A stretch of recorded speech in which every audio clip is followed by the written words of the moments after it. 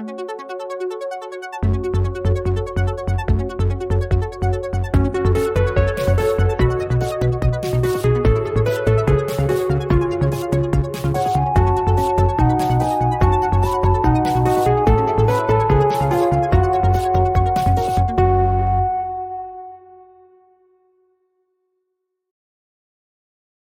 everyone! Oh, hey. Hello, Hi! Welcome to another episode of Reckless Attack, a Dungeons & Dragons 5th edition actual play podcast. I am your Game Master, Nathan, and I am joined, as always, by my incredible players, back reunited around the table all at the same time after some fun split party shenanigans the last couple of weeks. Shenanigans.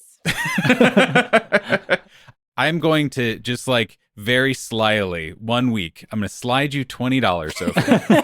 And I'm going to say, I want you, this entire hour-long recording, only speak in one word, said really weird. It's just going to be butts, and it's going to be shenanigans. We're going to get a lot of this little wow. And wow, exactly. And that'll be just our side Nathan, bet. I'll do it for free. Right? I was going to say, purple you just need to do some suede. wisdom damage to Val, and that'll be it. There we go. That's true. Yeah, just truly knock it down, way There's down. A lot of those. That's true. Speaking of the not monoverbal, what would that word be? Only speaks in one word. Syllabic? Well, no, because it'd be one syllable. Wordmatic? I don't know. Speaking of the mono-wordmatic player next to me, please introduce yourself. Wow, it's me, Sophie. Wow, truly incredible. Okay, so actually what this is we're turning this into a Mario World spin-off, and Sophie is Mario, and we'll do a better Mario than Chris Pratt. Is that joke gonna age well? I don't know. We'll find out. Yeah.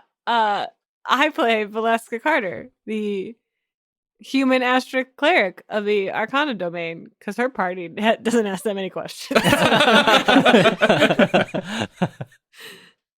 Hi, everyone. It's Jonathan, and I play Checkers, the Grung Druid, and his trusty frog pals, Mango and Junior.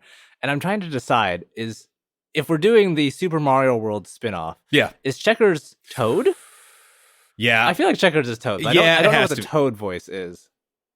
Oh, I think in our version of it, it's just Checkers' voice. Yeah, but it's Toad riding Yoshi. Yeah. Right. Oh, sure. And you're right, exactly. Yoshi being Mango. Mm-hmm. Okay. Oh, and one of the items that you would pick up would be a Junior, which doesn't do anything, but it just sits on your head, right? Like the raccoon tail or mushroom or whatever. Yeah, it makes me feel better about myself. Right? Yeah, exactly. You look cool. Mm-hmm. And to my left. Hi, everyone. I'm David, and I play Kashgrin Brightmane, the Dwarven Warlock.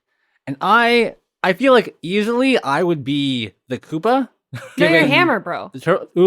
Actually, you're a hammer. I would bro. be the hammer bro. I would be incredibly annoying to get past. I would just throw things. I would just stand on top of rocks and throw stuff. It'd be great. Actually, that's the life that I want. Guys, I'm quitting the podcast. Yeah, right. I figured out what I want to do with my life. Going into my hammer business. Hi, everyone. My name is Steve, and I'm playing Selv Asterlin, the Dragonborn monk. I guess if we're going with the whole Super Mario theme, Bowser? Oh no! I feel like Luigi, because you're just so tall. See, I was thinking that also, but is Luigi? Is he the serious brother? Is my question, because Selv's the serious member of the party. I feel like in some of the games, like Luigi's Haunted Mansion, he might be. But I've also never played any of them, so I have zero reference. I'm extremely invested in another solo session with Selv, where he's just going around a very spooky house and being very afraid, but making friends with ghosts. Sound off in the comments. Hey, which is why we would like to announce our Kickstarter for our new Reckless Attack video game, Selv's Spooky Night In. It's gonna be delivered in 2025. We have a very ambitious budget. Donate now. Wow. Well, guys, it's so nice to be back around the table here together once more, all five of us, after some harrowing splitting of the party going on due to both dramatic and sickness purposes. But the party's not together yet. The players, the team is together, but the characters are not. For Val and Checkers, and I guess Mango, and Kaskrin have all reemerged from Val's subconscious, her mind library palace, and have successfully rescued Vakri, the quarry spirit in her head, and Val herself from strange alien interlopers in her subconscious, as well as getting to just, poke around some fun doors every once in a while on the way there. And not so fun doors. And some of the not so fun doors. We learned a few things about Checkers' whole deal. Yeah. Which was stunning and startling and kind of lovely. And while all of that was happening, you guys were being guarded by the Fortunate, your undead centurion pal, while dear old Selv Asterlin, took it upon himself to venture into the storming nighttime darkness of the prairies around you to lead strange howling creatures away from your campsite to ensure that the three of you who were unconscious were safe for the evening, for as long as it took. Again, the three of you have reawoken, have come back into this kind of plane of awareness. You see the Fortunate standing over you. You see it is still raining, it is still dark. You're not exactly sure how much time has passed yet, but as of right now, there is no Selv Asterlin. Just the four of you. Kaskrin wakes up really slowly, really wearily, and just like, everything hurts as he sits up and inspects what's around him. He asks Val and kind of jostles her a little bit and hey, are you okay? Val, wearily looks up at Cass and opens her eyes, just yeah, I'm okay. And Checker just lightly pushes Mango off of him because I imagine Mango has just rolled on top of Checkers naturally as they're sitting. Wow, looks like we're all here. Oh, good. You guys are awake, the Fortunate says. Why does my side hurt so much? Oh, you must have fallen. What's the stick doing? Where's Selv? Anyone seen Selv? No. You guys have been out for an hour or two now. The howls are farther away, which is a good sign, but I haven't heard or seen Selv since. What happened to Selv? Where'd he go? Almost a second after you went unconscious, we started hearing these howls again from everywhere. Selv went to draw them off, while Checkers and I went into your mind palace to come rescue you. But 2 hours already, he's been gone. And is there a way that we can contact him? Maybe we can find out if he's still out there? I don't know. I don't have a way to. Before he left, he made the campfire bigger. I have made sure to keep it that way. But unless you guys have some way of getting in touch with him, he might be out there on his own. Let me try something real fast. And Checker just puts his hand to his head. Junior, you out there?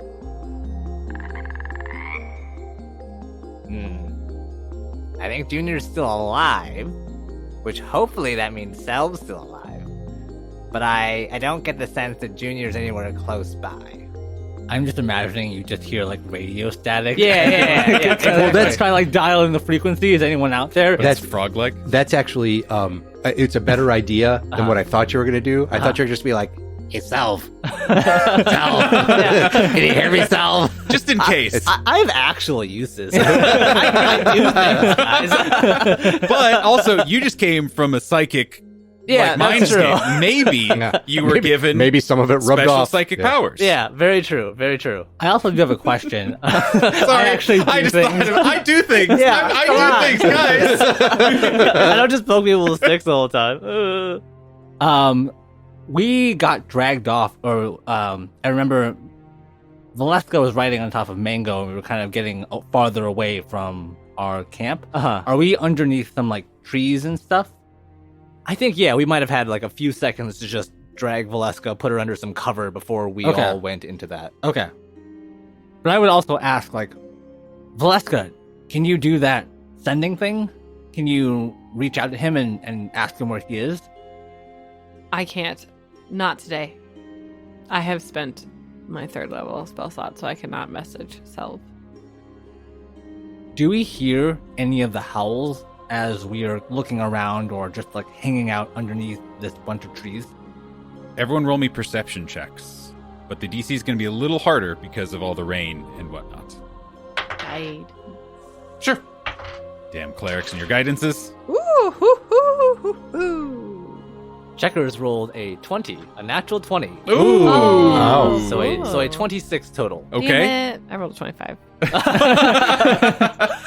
I got a 10. Screw you guys. It's loud. Yeah.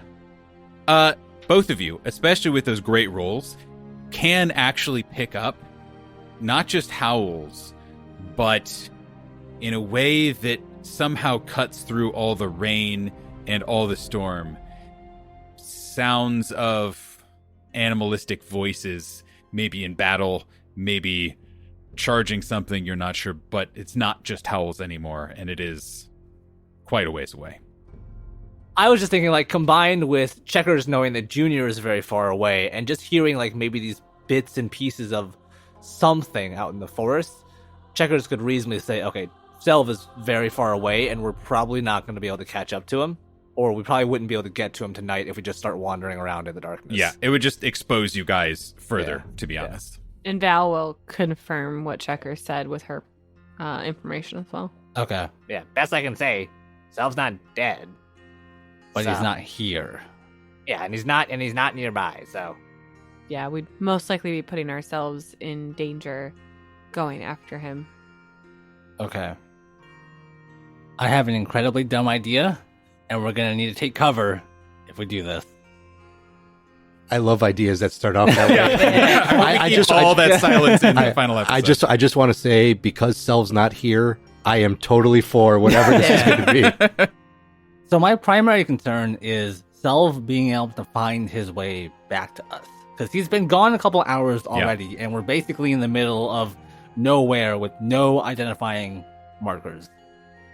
Kaskrin is going to like take a couple steps forward out from underneath the trees, and he is going to look as far into the distance as he can for one last time, just to make sure that there are, the howls are far away, there's nothing nearby. He's going to grab a rock from the ground, and as he holds it in his hand, he's going to cast light at 2nd level on it, making it as bright as he possibly can. And so, like, just streams of light shoot out from the cracks in his hands. And using one of his few remaining spell slots, he is going to chuck the rock into the sky straight up as hard as he can, casting catapult on it. And he's basically going to shoot up a flare into the night sky for something, as something for Selv to see. I love this. So just for description's sake, is it pretty much like straight up into like where are you hoping it lands? I guess is the question. It's not like super straight up, but it is like you would shoot up a flare gun, like it does arc. And so he wants to make sure that it arcs somewhere near their position, maybe not exactly right on top of them. This bright light shoots out from your guys' campsite.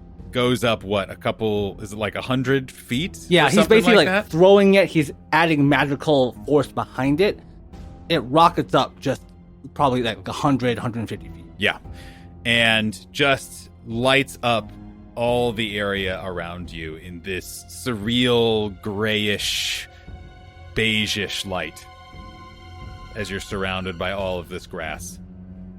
You see it arc upwards almost to a star and then fall back to the ground a little ways away from your camp. And how long does that last? As it kind of starts trailing back down, he will dispel the light, and so as it falls back down, it will kind of just fade away. Got it. After casting the spells, Kaskrin looks towards the Fortunate and towards Val and Checkers and says, "We should find somewhere to hide." I imagine Selv's not the only one who saw that. It's been 5 minutes. He's not back yet. Yeah. He's dead. Let's go. I can't feel Junior anymore for some reason. Yeah, you're right.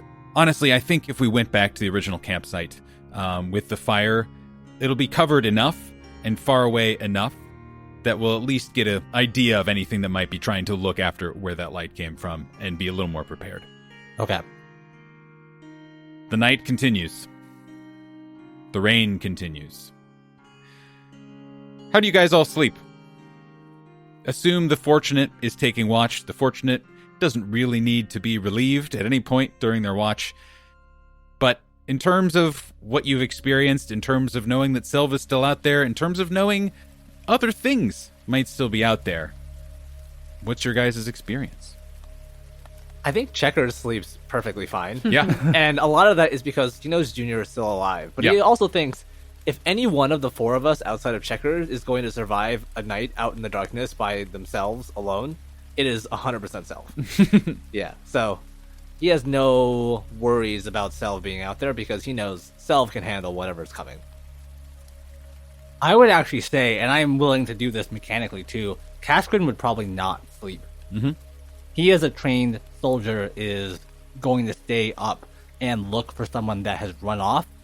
So he's probably like sitting wet, muddy, underneath this like lean-to tent that they've made, as close to the fire as he can get, and is just waiting and listening and looking for any signs of Selv out there. Mm-hmm. I feel that Val is a little bit torn, where she wants to go to sleep to see Vakri and care for him, but also not wanting to sleep because something has just invaded her mind. Yeah. For a while, at least, she's spending some time to calm down, maybe meditate and relax, probably journaling a good bit, documenting everything that happened, and then she'll start to lay down.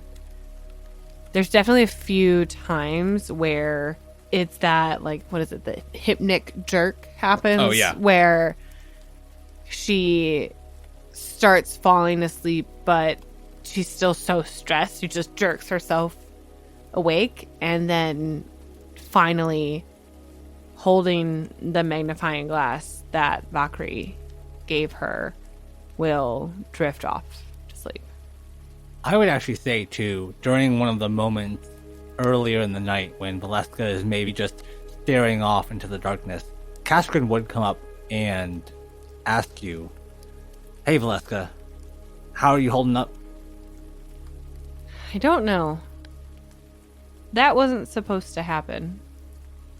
He's never left you like that before? He's never left, and nothing else was supposed to come. Yeah, he did mention that something had followed him back. I can't imagine what it must have felt like having an alien presence in your mind. I'm still working through how it felt. Is there anything you need? Anything we can do? I don't think so. I appreciate it, Cass. I'm still processing, but All right. I appreciate you. And Val will reach up and squeeze Cass's hand. Well, take your time. You know where to find us. Val will give him a packet. It's not yours, but you'll probably like it. A packet? Like a pouch. It's granola bars. He opens it up gingerly, looking inside of it, and They're Val's granola bars. They're not Cass's. Blew through that supply too quickly. he doesn't, his facial expression doesn't change, but he just holds the granola bars to his chest and then turns Val off into the rain. assumes Cass's love language is food. It's not at minimum. Yeah. If she can't give him silk pajamas, right. It's food. Yes. Or comfy slippers. Day breaks. Some of you still awake. Some of you maybe awake with the dawn, realizing you had fallen asleep. And you see the rain has stopped. It's still a little overcast, but it is still a much brighter, albeit browner and muddier day. Selv. Yes.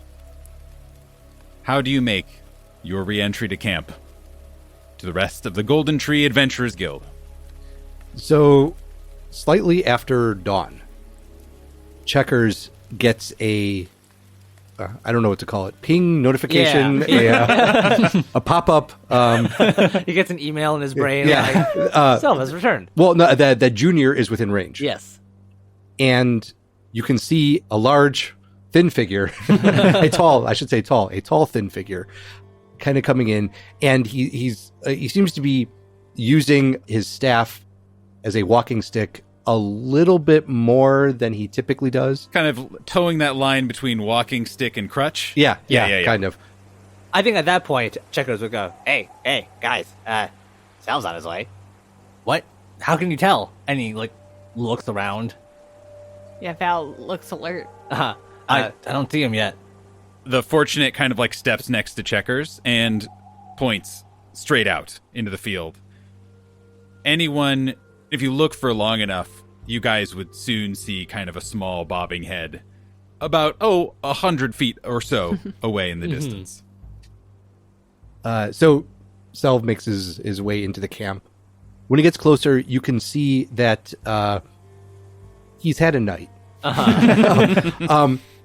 Very reminiscent of the games in Agmar, where he was covered, kind of one half of his body was covered in flour.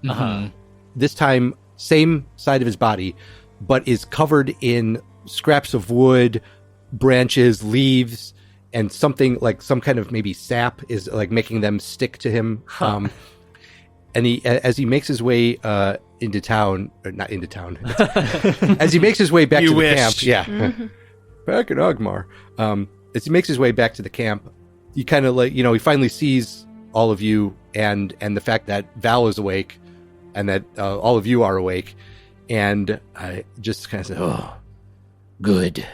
I'm glad that you're all up." And Checkers thing, Junior, and Selv just kind of starts patting himself down, obviously looking for a small green frog, and then kind of out from inside his gi, he has his hand down, kind of and Junior hops onto his arm and says, "Oh, that would have been bad." I imagine Junior just found a small waterproof pocket inside your gi and has been snuggled up there all night, no problem. Just chilling.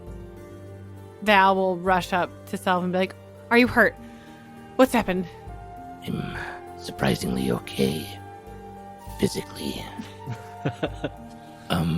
Any wisdom damage? As Checkers looks excited. Usually we try to not speak too much in game terms, but I'll allow it this time. How's your brain feeling, Selv? As Checkers just looks expectantly and excitedly. I'm as right as a balloon, Checkers.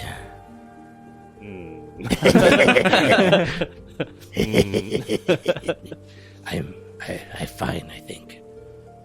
And then for a minute kind of looks somewhat enthusiastic about delivering information to Val about some of the creatures that were encountered, but I found what was tracking us for the past couple days.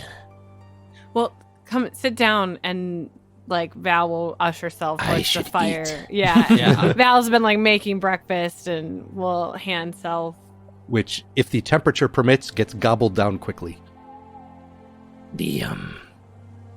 We should move relatively quickly, but I can tell you what happened while we're traveling.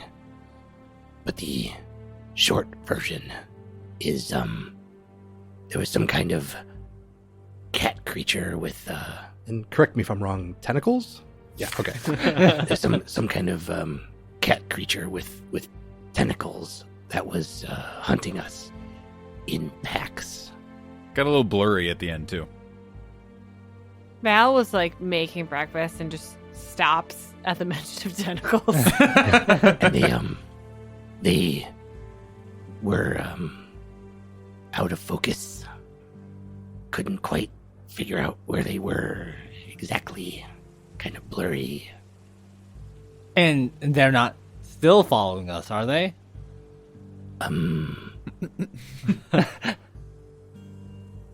I made it back here without seeing any more of them. If they are following us from a greater distance. Yeah, we should probably move once we're done here. Yeah, good job, Self. But also, yes, I think we should get going. Val hands Cass the cooking equipment, and then we'll start packing up the tents. And as everybody kind of starts moving, Selv, almost as an afterthought, just kind of says, At least the houses didn't seem to be moving that fast. The houses? Pack first, I'll explain later. And Caskrin's just like holding all of this stuff. It's like, I always get dishes. So, are you guys going to try and put some distance between yourselves and the pack? Or are you going to look through the magnifying glass first? I don't think there's a wrong choice. I just want to narrate appropriately. I think we should try to get to the other side of the crevice first. Cool. It might be helpful depending on how much time we have to know what the thing does, though, in case it can help us get across the ravine. The magnifying glass? Yeah. I don't know what it does. I don't either, but like Caskrin's like, it's a magical magnifying glass. It probably doesn't make a bridge. Okay, that's it. You look through it, and where you look, there's a bridge. Yeah, that's fair. So I think he would rather be like at least have something protecting them before using whatever magical item this is. Mm-hmm. Question, Nathan. How muddy is it? Extremely. Like, you're not sinking in. Okay. And because the amount of grass that is still here, and it's very hardy grass around here, and trees and brushes and wildlife and that kind of thing, you can still walk okay, but it's a slog to go. So, snowshoes made of the long grass would not help, because we're already standing on the grass. I don't see why it wouldn't. You'd have to stop and do it. Val can weave and walk. I mean, it would help later in the day, absolutely. Yeah. So, yeah, 100%, because it's cool as hell. Val's so, weaving yeah, and that walking. absolutely helps. I don't know the physics. Who gives a shit? I've It's given magic. myself the weaving skill. Yeah. please tell me there's a little song that goes along with it. A weave and walk, a weave and walk, a weave and walk, a weave and walk. I unintentionally set Steve up for so many. Yes, you did. Yes, you do.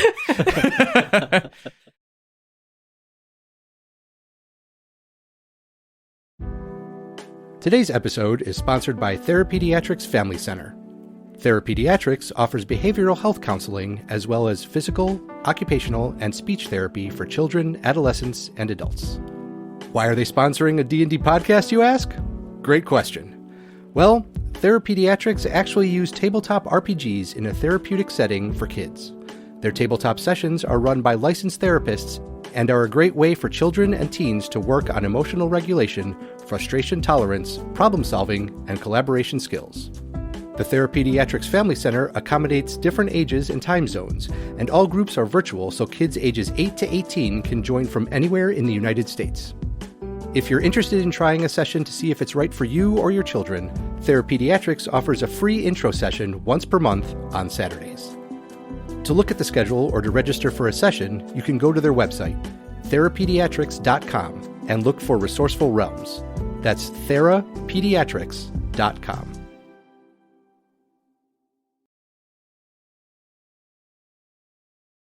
So, you guys break camp, and you guys start heading in the same direction that you were heading, which you know, unless you decide to deviate massively, is across a large ravine, where on the other side is a very deep patch of grass and prairie life. You guys, it takes a bit of clomping, The fortunate sinks a little deeper than the rest of you guys, maybe equal to Cass, but seems to have no problem pulling herself out. And you guys are able to make it kind of towards the edge of this ravine. And again, you look either direction, and it seems to go on for quite a ways. Not impassable, but it would take a little bit of time to go around, should you want to go around it. But it would also probably be a little safer as you look down over the edge of this ravine. Down 60, 70 feet. You look across another 50 feet. Some grasses and vines that kind of descend that may aid you, should you choose to use them. And that is all the information I have for you. How do you guys want to handle this? How are there? You said there were vines and stuff that might help us. Are they also on the other side if yes. we need to climb up? Okay. An excellent clarification, and yes, indeed. Okay. I feel like this is just like our first piece of terrain that we have to deal with. Yeah. You know, like, in all of our travels, we never had to, like climb a cliff, which is just really exciting to me. Yeah, right. Exactly. Like in the last campaign, we didn't have to climb anything until like 3 years into it. Yeah. It was like a second story window too, and we just could not get. It was bad. Right. The dice were not with us that day. Caspian stands at the edge of this cliff, looking down, and it's just like, anyone got any ideas? And actually, Selv gestures at Checkers. You look like you were about to say something. We might have been about to say the same thing. Oh, I was gonna say, hello. Was that what you were gonna say, Selv? We were not. As Checkers like puts his mouth into the ravine and like just gets it to echo. Do you have that jump spell? Oh, I always have jump. It's the best spell, as anyone can tell you. Well, is it powerful enough to get us across? Probably. I feel like we should know, so we really only get one chance. I'm looking for This something. isn't the time for experimentation, Checkers. I'm looking for something a little more Feel like reassuring. we should know. Very good.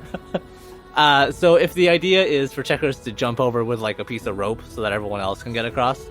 Well, I didn't know how many times you can cast it. I don't know if you can cast it Yeah. on other people and just have all of us. I feel like I would feel safer if Mango just ferried us across That's jumping. true. So Mango can really only ferry Checkers across. Everyone else is a bit too large for Mango to jump that 60 feet across the ravine. What What if he if shrank he us? was stronger? And larger, perhaps? I can't make him larger. That was Jonathan. Dear listener, if you could see the face that Jonathan was deeply fishing for this thing, this eventuality he so desperately craves. I need a large boy. Yeah. So, I don't know. Can I make him large? I don't think I can. Do you have enlarge reduce? I don't think so.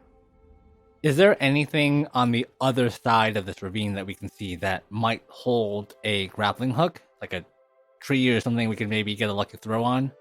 Good question. Well, if there was vines and stuff coming down, maybe some of... I don't know if it would be like rooted enough to be able to hold much, but... Roll me a D100, because we never get to roll D100s, David. It'll be a luck roll. Whether there is a tree close to you that is near enough to the edge. 85. There is not. You needed to roll low on that one, Dang. unfortunately. Heck. Oh, and one more quick question, too. So we've been traveling for a few days now. Yes.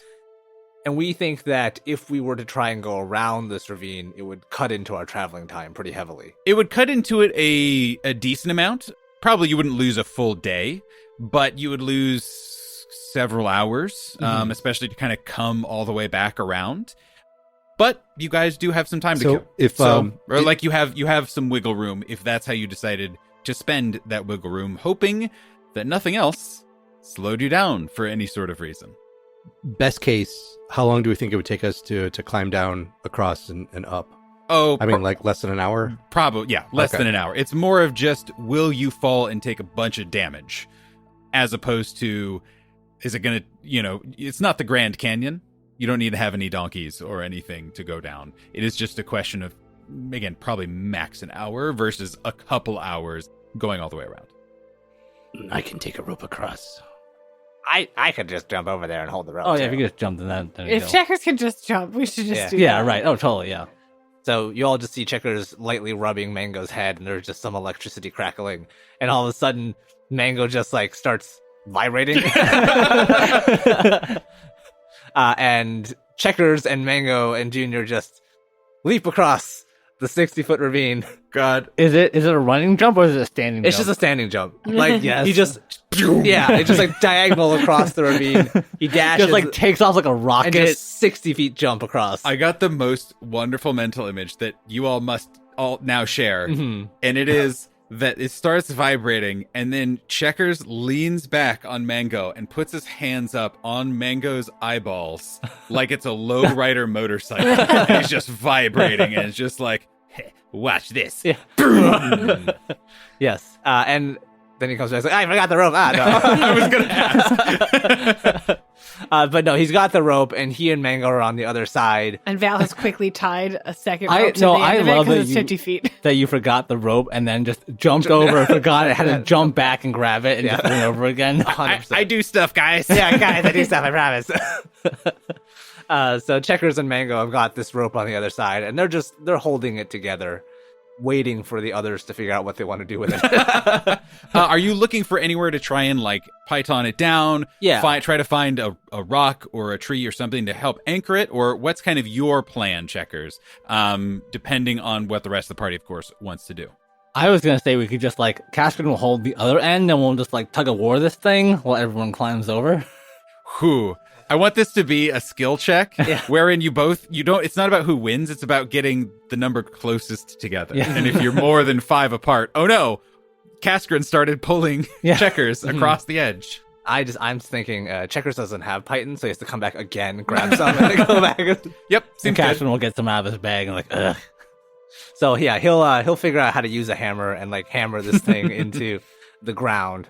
Rope's all set. Does it work with the mud? So it does-ish. Okay. It is a lot more perilous with the mud. You would have to use several pythons. It's not just like a one thing. You have to do a bunch to like feel pretty good that it's secure on this end of things. Mm-hmm. Well, even if he holds it, right? Well, if there's like a rock or something sticking out and he winds the rope around it and then holds the rope at the other end, that should still help. So roll me a knowledge engineering check. 15. Okay.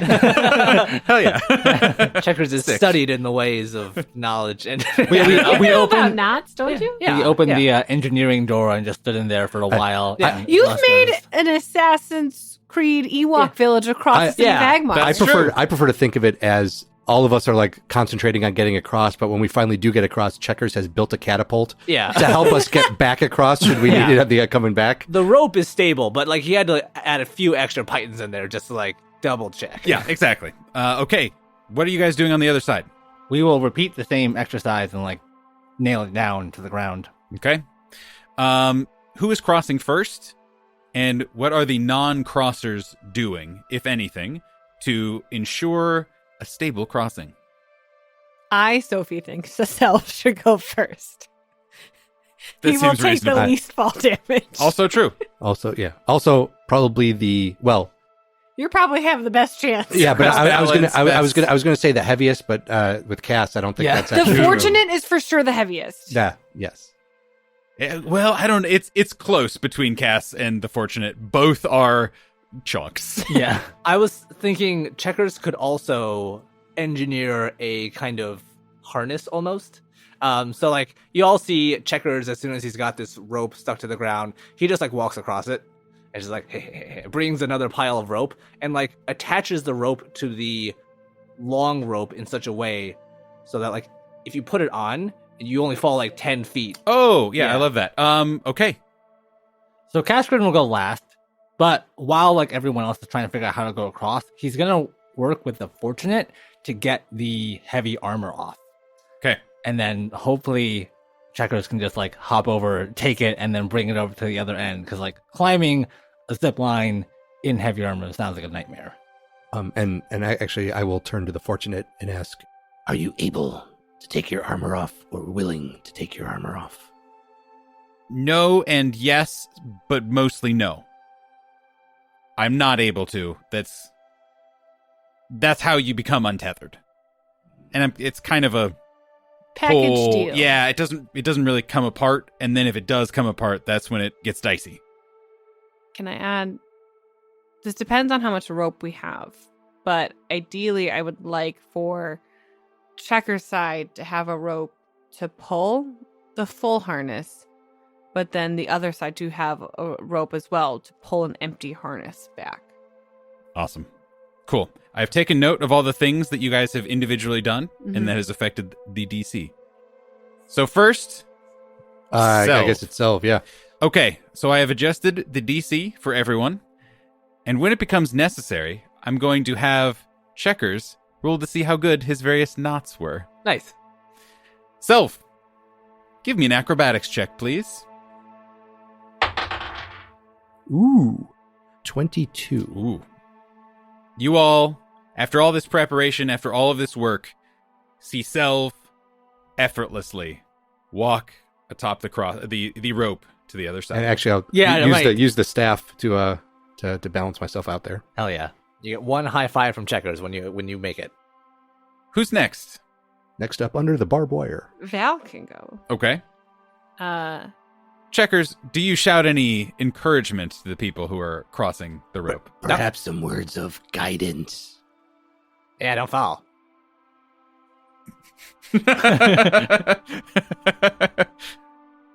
I don't think Jonathan has blinked once. Stared at So you just blinked one eye and the other eye? Yeah. All right. Val will put the harness on and adjust the height of it so that she can hold on with her hands and her feet. Yep. And man, there is a Sylvester Stallone movie where he is a mountain climber and is doing this like shuttle rescue. Steve's Really? nodding. He knows about it. I know what movie. I cannot remember the name of it. Is it Over the Top?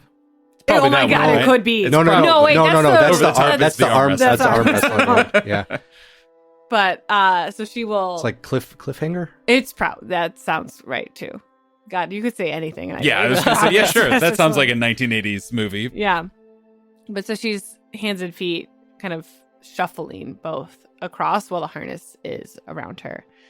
And before she goes, we'll cast enhance abilities Seems on good. herself That seems good. Seems like a correct call. for dexterity. Seems Pursue good. Me? I am good. I'm good being flexible. I assume dexterity is, unless you have something drastically different that you'd like to use. Val's impressive strength score, for example. I mean, dex and strength are the same for her. So probably not. So either way, probably I would err on acrobatics. Is there any way I can insight this? I'd like to read the emotions of the I rope. could read the situation. Nope. Does- We're not playing Monster. We're just playing Monster. Yeah, of the right. Week. Like 2d6 plus cool. Does the rope intend to give away? Right. Roll me a dex check. 13. Val kind of hanging from the rope. You see her kind of start to do kind of like an inchworm, crunch her way across. And partway through, one of Val's feet slips off. But she's able to recover. What did I say? And I'm strangers! and inchworm her way all the way across. You get a much less enthusiastic high five. It's like, Selv's was cool. Yours was a little like, I don't know. What was Functional. Yeah, you tried. Yeah, you got here, but she's not Great excited news. about it. Enhance abilities for dex checks, I'm pretty sure also reduces fall damage by 20 feet. Hey, that's so you're good. That's another reason I picked it. Checker's just like, where's the style? Like, Yeah, where's right. the pizzazz? Right. Checkers is scoring all of our passages. So this one's like a 4. Yeah. Yeah. I assume it is now the Fortunate's turn. Would the Fortunate even risk it? Or would the Fortunate just be like, I'm just going to climb? Or just climbs Can they down. jump 60 feet? Not quite. I feel like the Fortunate would 100% just climb down and up again. I agree. I actually think that is what... I think that they would have just left as soon as, like, everyone else kind of, like... And they probably would have been like, well, if you fall down, I'll be here. Yeah, exactly. I'll carry your broken body. Actually, back to the top. maybe I don't know if we planned for that. Like basically have the Fortunate climb down We have and wait. sent the fortunate with one of our healing potions. I don't know if that works on the fortunate. No. In case someone falls. One of us falls to our death. Yeah. Hopefully we don't double our hit die and damage and they can just feed us a healing potion. That seems reasonable. This is mostly for Cass.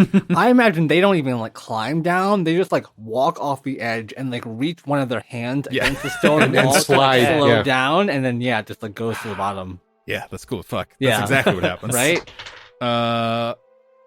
It passes. Not by a lot. Only because it is exactly that, where it like punches its fist through, but it is not a graceful descent. Like, it gets caught a lot, and like they're only barely able to right themselves. And if it were any less sturdy and strong of a creature, it would have gone very poorly. But slides all the way to the bottom, and you guys just hear a voice call out, "All right, go ahead, Cass. You got this. I believe in you. But also, I'll be here." Yeah, Cass, go.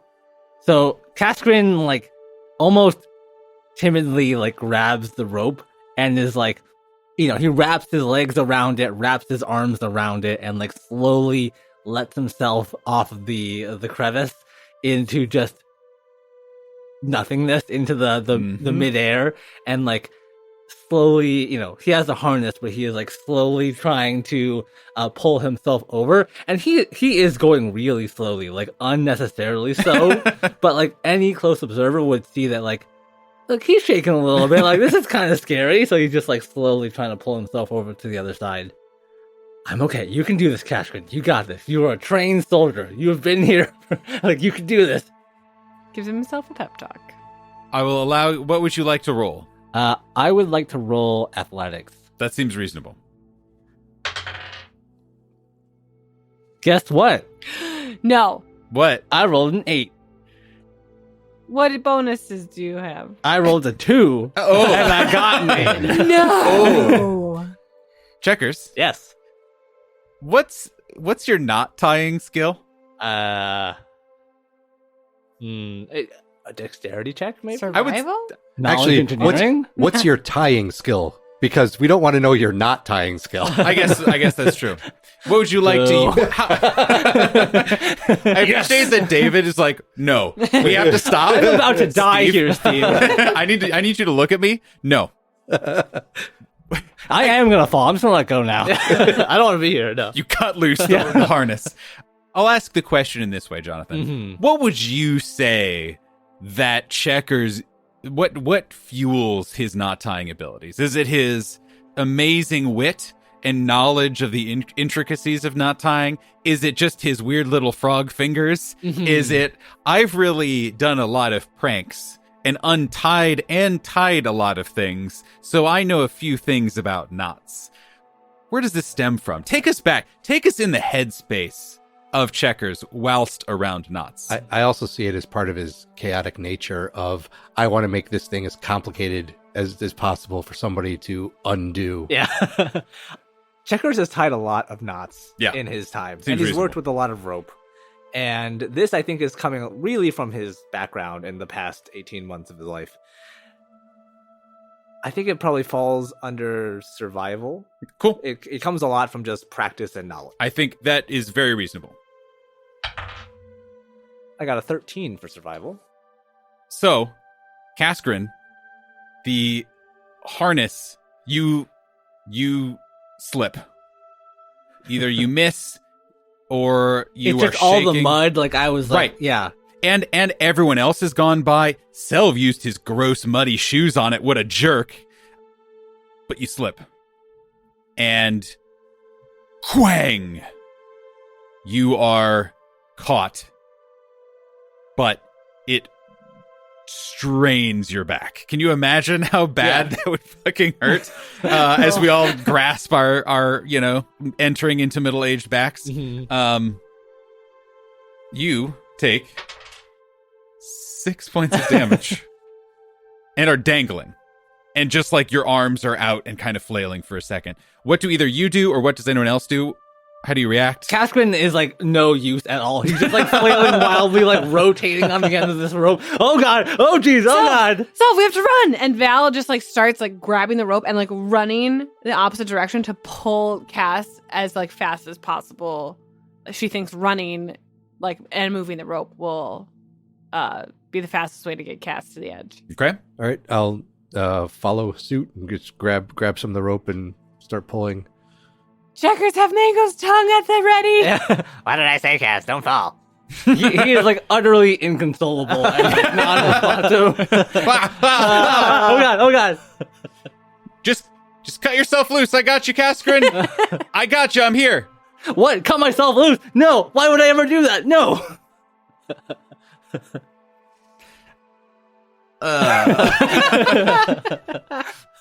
Okay. Actually, so Selv, while we're pulling, I will shout over to Checkers. What's that range on that vine whip thing you can do? Can you whip the harness? I could pull Kaskrin 30 feet. Like it's 30 feet range. So once he gets halfway, I could just like drag him across. Shoot him! Why are you asking about vine whip? I'm gonna die over here. So, Selv is actually going to, seeing that Cass is slightly panicking, going to speak loud enough that he can hear, but also try to keep a calm tone, and just be like, Grab the rope above you and pull yourself back up to the rope. Just like in practice. I assume. Kaskrin has never let go of the rope. Like, he's been clutching at the rope for dear life. Yeah. But, like, something about your calm words, like, just pierces through the panic. And he's like, okay, I can do this. One hand in front of the other, Kaskrin. You got this. And he just, like, slowly pulls himself up after, like, realizing he's not actually gonna die and it's fine. We don't know. Presumably.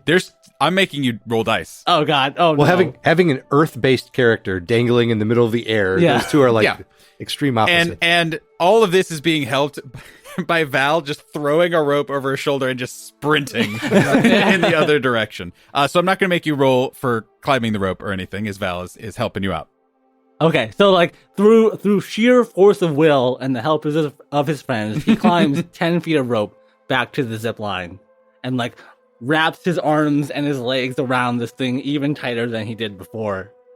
And like after another pep talk, slowly starts like he like is getting pulled along by the harness, I imagine, and is like trying to quickly get himself to the other side. Roll me an athletics check with advantage, please. 19. You were able, with the help of Val and encouragement of Selv and presumably continued heckling of Checkers, scoot your way across the ravine. He appreciates Selv and Valeska, but he's really trying to get across the ravine to strangle Checkers. Fair. You get a 2 for that one.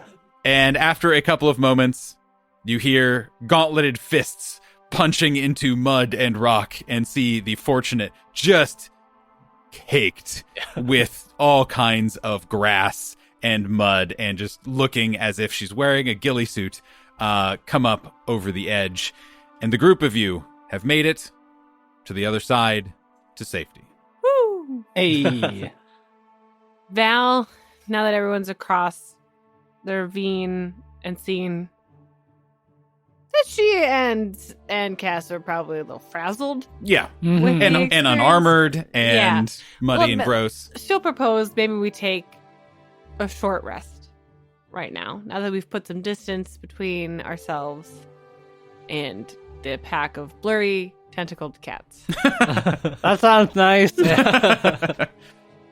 She helps set up like lunch or whatever, and then we'll take this time to pull out the magnifying glass given to her by Vakri and take a look through it. I'm presuming you kind of gather everyone, at least close enough to kind of see through. because it's kind of like everyone looks through it and sees what's happening. Oh, okay. Hey, team. Want to check out this thing? This magnifying glass? Yeah. Fist bump to Checkers. So the group of you gather together. And I can't remember if I described it like this before, but it is a well-made, sturdy-looking magnifying glass. It seems very nice, but otherwise mundane. The only thing that kind of stands out is that there is no glass in it. As Val holds it up, kind of with this intention to be like, well, let's see what's going on here. Where the glass would be begins to have a swirl of kind of smoky fog. And lights start to flash gently from it. And inside, well, we'll talk about that next week. No! Yay! See you all next time! No. Yes. Shenanigans.